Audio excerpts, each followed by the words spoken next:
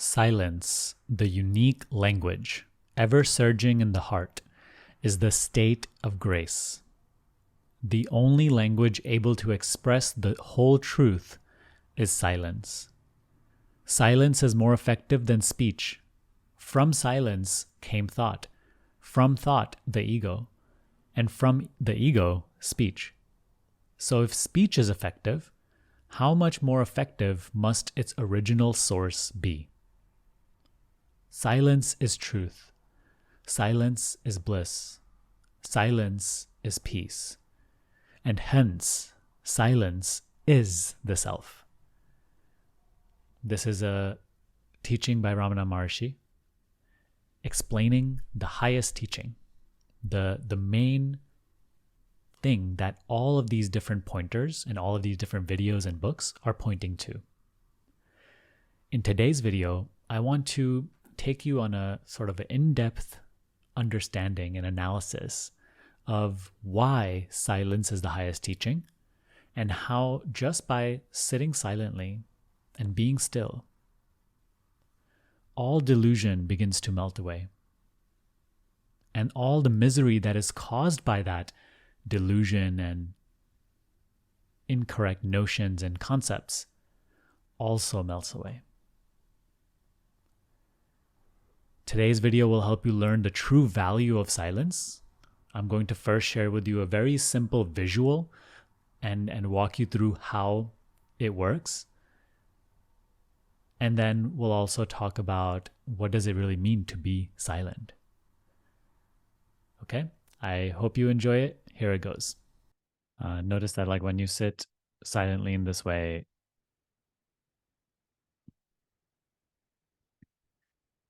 there's a commentary, that you are aware of that's happening.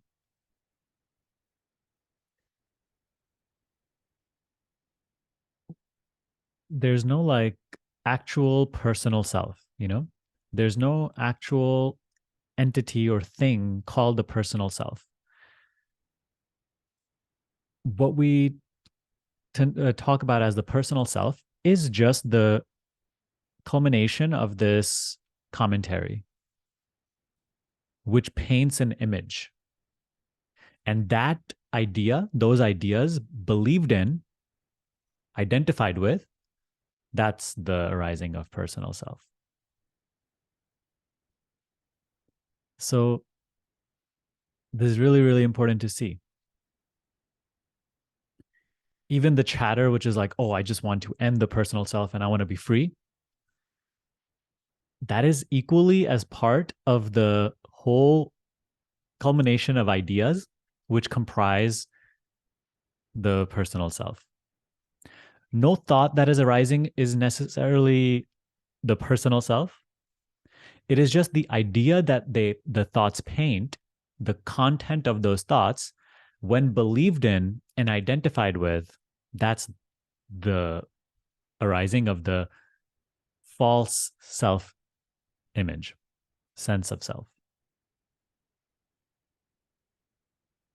So no concept can dissolve this belief. No further commentary can dissolve this identification with the commentary. No experience in the realm of the sense perceptions can dissolve this identification with the realm of sense perceptions and thoughts. Only silence has the power to gradually diminish this belief in what I am aware of as myself. Only silence has the power to dissolve this hypnosis. Silence is the main teaching.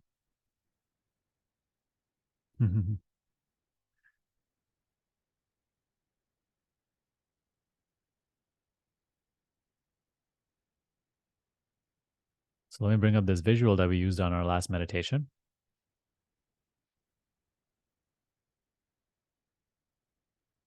So notice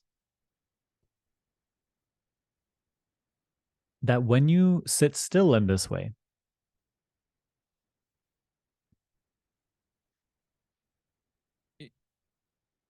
in the beginning, when we start this practice, right, all we are focused in is just sense perceptions and mind, thoughts, feelings, emotions, sensations. You can like categorize them in any way you want to, but ultimately we can just call it mind and sense perceptions, what we call physical world.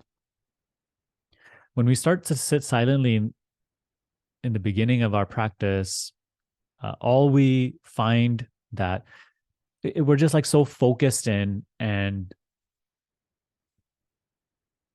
preoccupied with these things. All we know is just objects. But as we give ourselves more and more space, as we give ourselves time to just sit silently, we become still more and more as the days go by.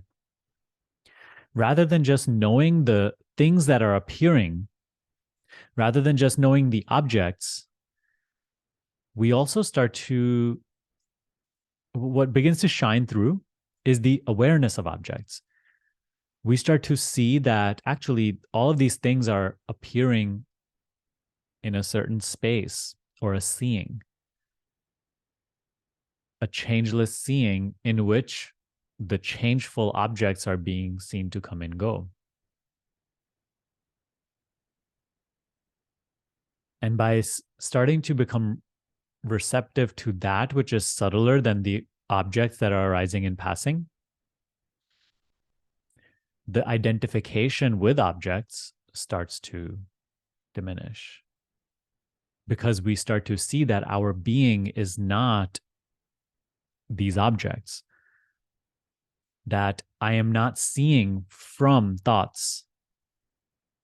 The thoughts that claim to be seeing this or that, talking about this or that, I am seated in a position that is subtler than those thoughts prior to the arising and passing of those thoughts, from where I am seeing the thoughts arise and pass, come and go.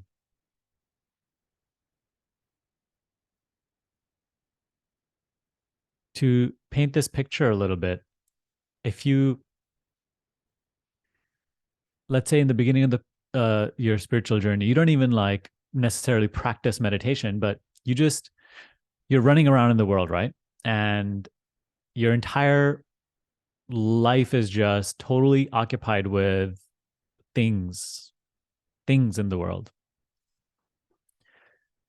Now you begin to start sitting still, like you at the very least make your body still, and rather than working, rather than exercising, rather than reading, rather than watching TV, rather than going on your phone, you just sit still. Now, rather than just like being immersed in constant action and objects, you start to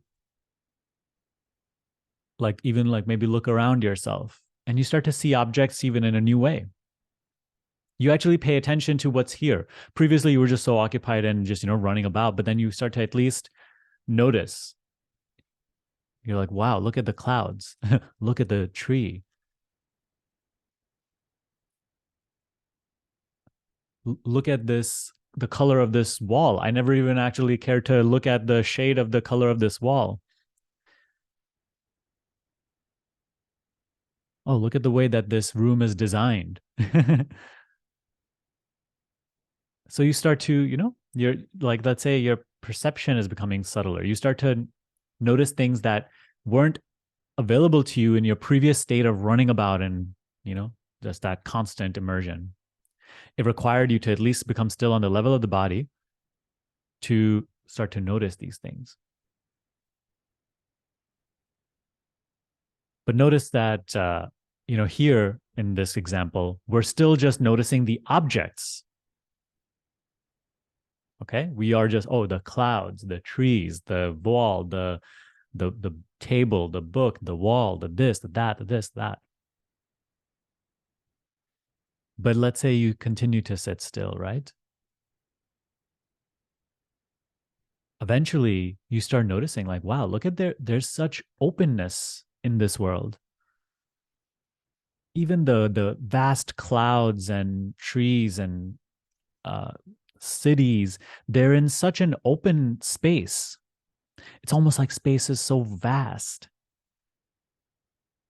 So now your attention is, or your capacity to perceive is becoming even subtler, rather because you stopped running around and you're becoming more still. First you notice objects in a different way, and then you actually start to notice the space in which the objects are there.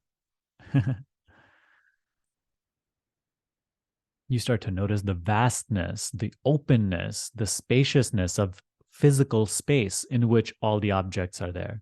Previously, like, you didn't care about space. You weren't even able to comprehend, or you care less about space. But now, just because like you've become a little still, you start to notice the objects in a different way, and then you also start to notice that, like, wow, there's such an openness in which all this can be. How miraculous.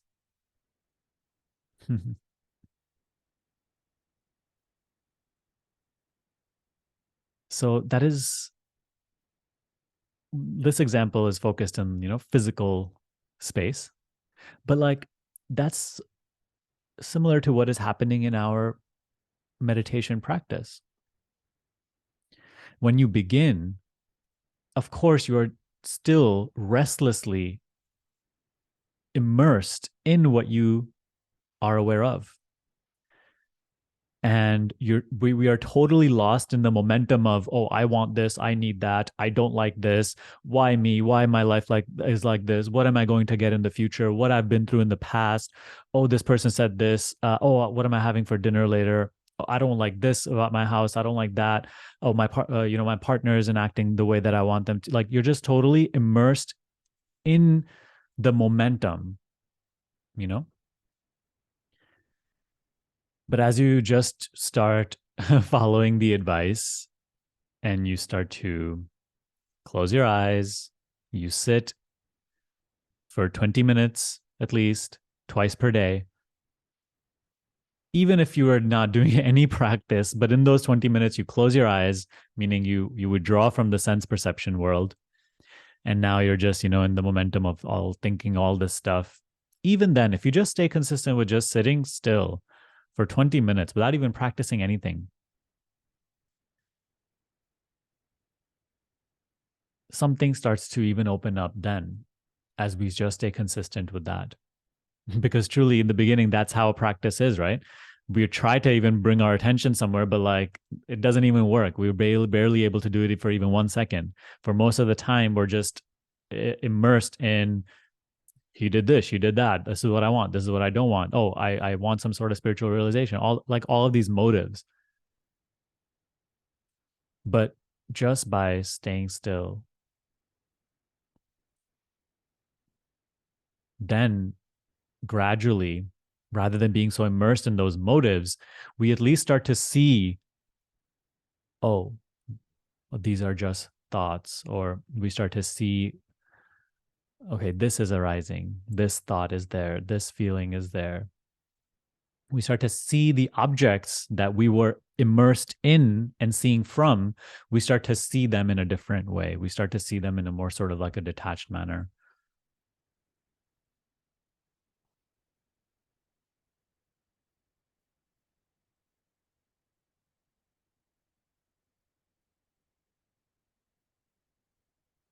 And maybe even the practice of the pointer becomes a little simpler.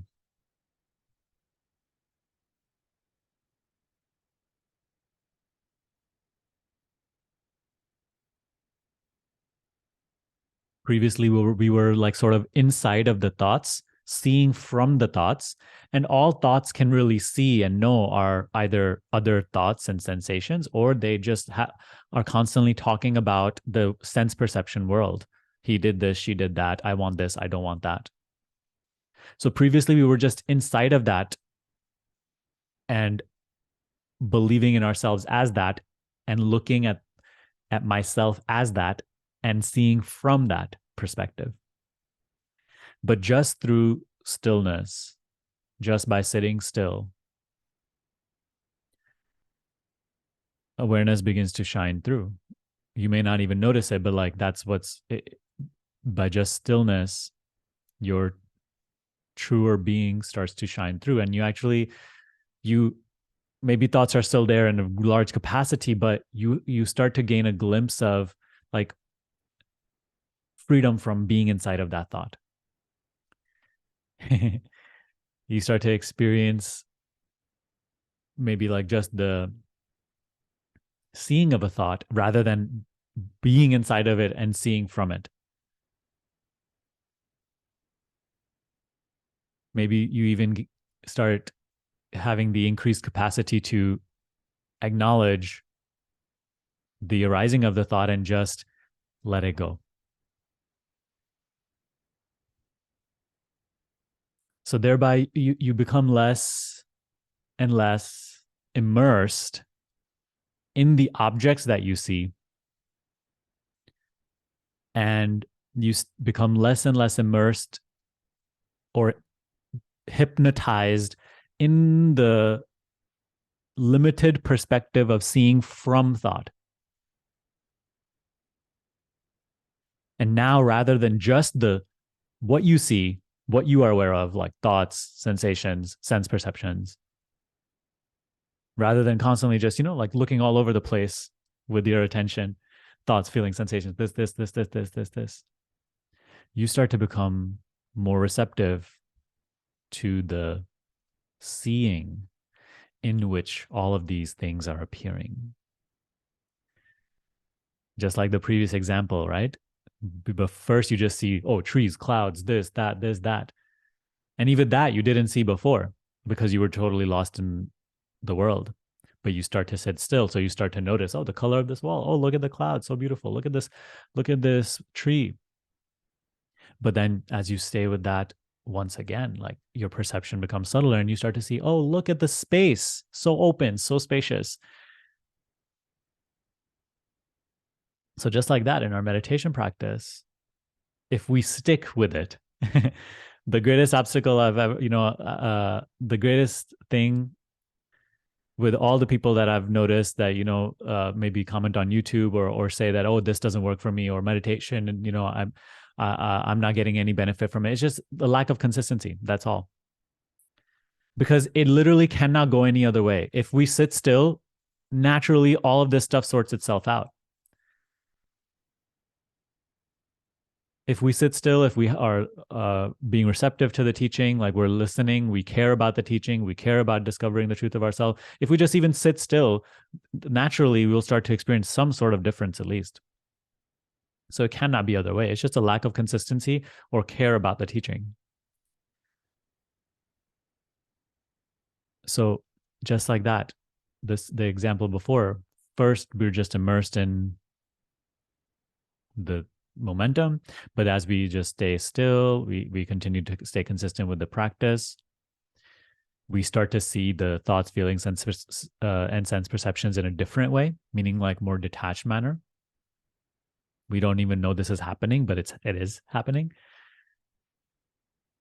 And then gradually that even becomes subtler, and we start to notice that the awareness in which these things are appearing, rather than just being so fixated in what we see, rather than just being fixated in the limited perspective that thought imposes on us, and we start to see from that place, we start to actually see the space of awareness in which all things are appearing. And the beautiful part is that previously we took ourselves to be nothing other than this constant chatter and the ideas that are being proposed in this chatter. We took ourselves to be these sense perceptions, these sensations. That's our whole idea of ourself. That is our whole understanding of who I am. No wonder we suffer. Because the general rule of thumb here that you'll notice and you have to observe in your own practice, when you identify with what you are not, you suffer. It's a beautifully designed system. When you identify with what you are not, you suffer. That is exactly what we are suffering. We are suffering limited identification, limited identity. And as you begin to discover your true being, that suffering starts to melt away. You may even take that for granted. You may even not even notice that, oh, suffering has gone away, because like it's almost like, when you have a headache and all you can think about is a headache, but then when it's gone, it's almost like you don't even notice it's gone because it just doesn't exist anymore. Only then you maybe look back, oh, I remember I had a headache and I don't anymore. So that's the rule of thumb. When we identify with what we are not, when we are just identified at this with the combination of these objects, that is limited identity. We start to see life from that. Because we start to see life from that, all this conflict and misery prevails. And the greater the misery becomes, the more we are like almost being forced into realizing, I am not that. I am not this. It's like life slapping us, wake up, wake up. Again, once like beautifully designed system. So that's how, silence is the only teaching. All of these words, which are just sounds, concepts, somehow are trying to point us to just be still. In stillness alone, we discover ourselves as we are. In stillness alone, it's not even like you're doing stillness. It's not even like you're doing silence. It's not even like you're getting in silence and then trying to get some understanding. As we said before, even that which says, oh, I want to be free of all this suffering, I just want to realize myself, even that is the personal self. Belief in that idea as myself is the personal self. When you go into silence, or when you're just sitting still, or when you're practicing the teaching, you're not doing anything to realize anything. You're not doing anything to make anything happen.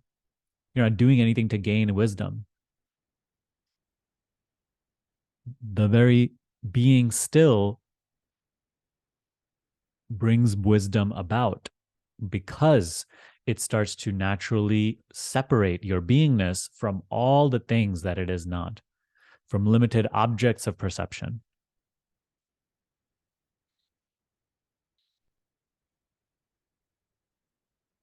And it's quite ironic because we are constantly having discussions about stillness. It's beautiful in its own way, but it's pretty ironic and funny that we're just always talking so much. We need so much talk to just be still. But that's what this path looks like. And that's okay too. We can enjoy that.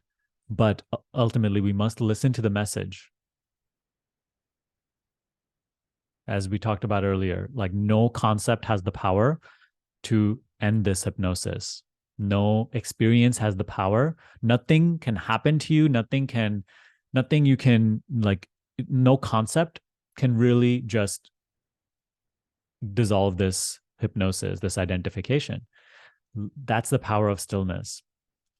When people go through some crazy traumatic experience, or when they read something profound in a book, like it makes them still, maybe. That stillness, through that stillness, they begin to discover. They start to value that stillness, through which they begin to that wisdom starts to arise. But don't like, that's the thing. We shouldn't we must stop waiting for something to happen, or something to be mentally realized, or something to be thought about, or to receive some concept so that we can be still. In just being still, everything starts to sort itself out.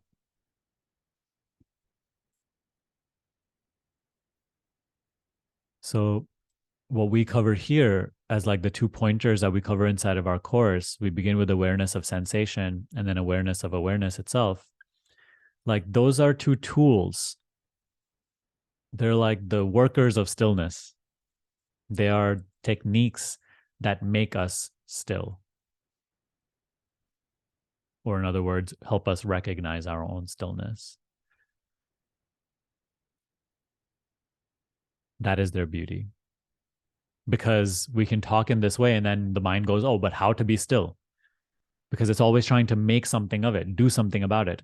So those techniques have been given to us. Okay, do this in order to be still. Because from the personal perspective, when we are, seeing from thoughts, we need something to do in order to be. But as we continue to do all that which we have been given as the technique, we start to discover our unconditional being, which is not depending on something to be done. But yes, those are the 2 main tools that we cover inside of this course, and they're very, very direct tools that bring us outside of this mental momentum. They snap this belief in what I am aware of as myself, and gradually just dissolve all this confusion, misunderstanding, on behalf of which we suffer so much.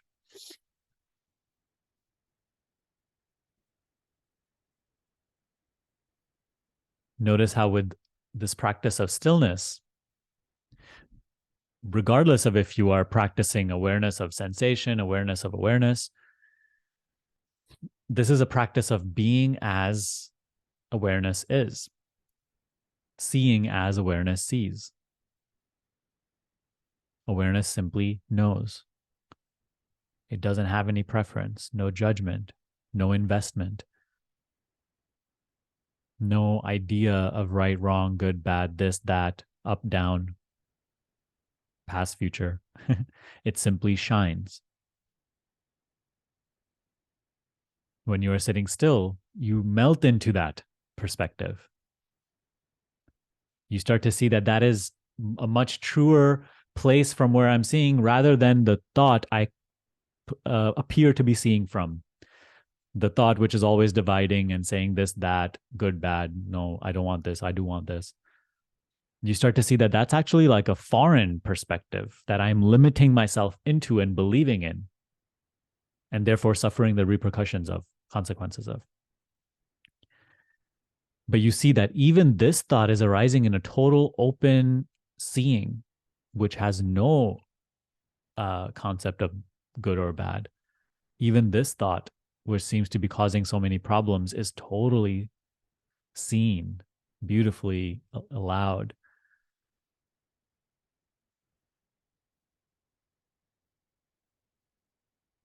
This is a practice of seeing as awareness sees, being as awareness is.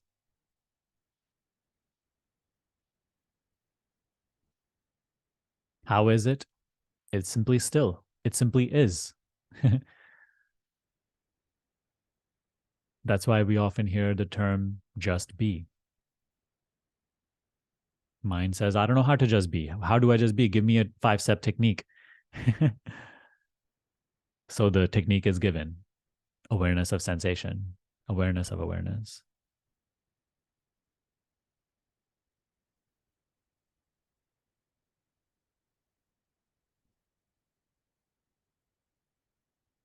So all we knew in our life was just things.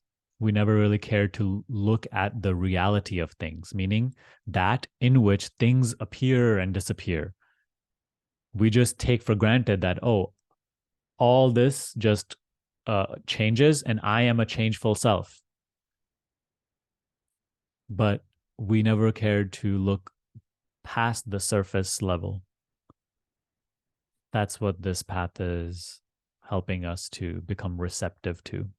But in order to become receptive to that, we have to become still, because otherwise, if you're just running about in this world like everybody else and only focused in what you can acquire, what you can avoid losing, about this person and this thing that happened to me and this thing that I want to happen to me, there's no room for this understanding.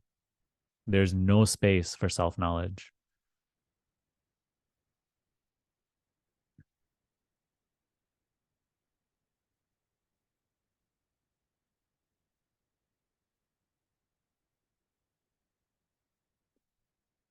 And somehow this hypnosis, within it, there's just this natural instinct to survive. So this constant restlessness must be maintained. Hence the endless psychological chatter, endless judgment, interpretation, projection of past and future, resistance, fear, desire.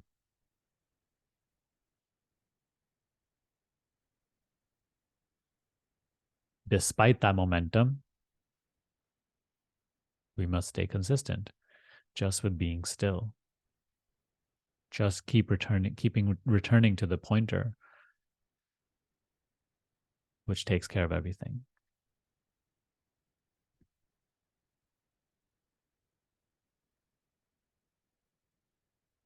Let's say you have a business and you hire somebody for a job that you have, because there's a lot of work to be done. And so you hire someone, and you hire someone very competent and trustworthy.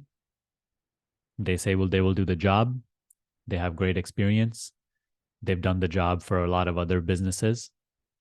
So you hire someone. Now, when you hire them, trust them to do their job and rest easy. And just like that, the pointer, the teaching, you have hired it. It's very trustworthy, very competent, capable of doing all that needs to be done without you have to worry about all the details. It doesn't need any help from you.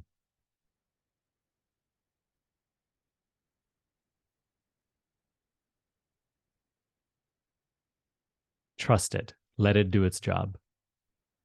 But you must employ the teaching. And it will take care of the rest. Priyanka, you said, is there a difference in sitting in silence where we see the thoughts versus our daily practice? I'm currently in week 1. Do you suggest sitting in silence apart from the daily practice, as just sitting in silence is so profound? Or these both should go together in the daily practice itself? Yeah. What you practice as your daily sit down meditation, where you are practicing the pointer, that is enough. If you wish to, on top of that, you wish to sort of just like sit in silence and rest, meaning like in that moment, you don't feel like doing anything. You don't feel like practicing anything, but you're just sort of sitting with your eyes closed. Even if you're just sort of letting thoughts happen, whatever, you can do that as well. But that doesn't have to be so like a disciplined practice. The disciplined practice that I recommend for you and everybody is always at least twice per day for 20 minutes each session.